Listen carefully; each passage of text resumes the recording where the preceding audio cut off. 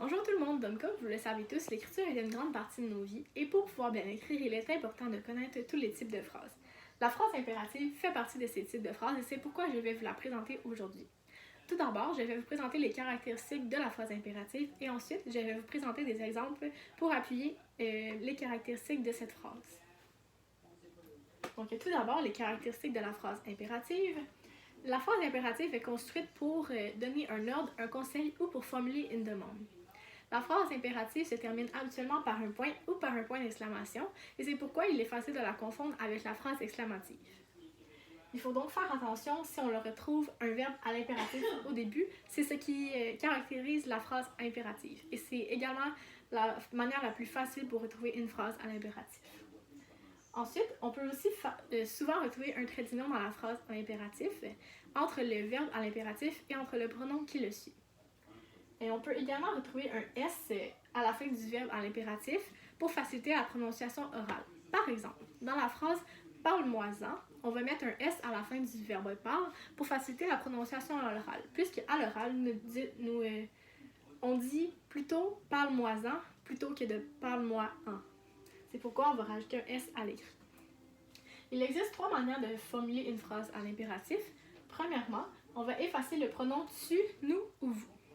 Par exemple, dans la phrase « Tu observes les anneaux de Saturne », la phrase deviendrait « Observe les anneaux de Saturne ». On peut donc facilement voir que la phrase devient plutôt un ordre qu'une phrase de base.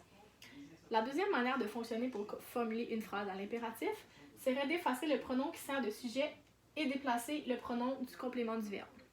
Par exemple, dans la phrase « Nous les observons », la phrase deviendrait « Observons-les ». On a donc tout simplement enlevé le « nous » et on a placé le « les » à la fin de la phrase. Il y a une troisième manière de fonctionner pour formuler une phrase à l'impératif. Par exemple, on peut ajouter le mot « que » devant le sujet de la troisième personne ou devant le pronom « je ». Une phrase qui serait « Marie-Claude réunira les documents » deviendrait « que Marie-Claude réunisse les documents ». Ça devient donc plutôt un ordre qu'une phrase de base. Il existe plusieurs autres exemples. Par exemple, « Regardez-moi dans les yeux quand je m'adresse à vous ». On voit ici très bien que c'est un ordre que la phrase nous donne. On peut aussi voir le verbe ici à l'impératif qui est « regarder » et on peut voir le tiret entre le verbe et entre le pronom qui le suit.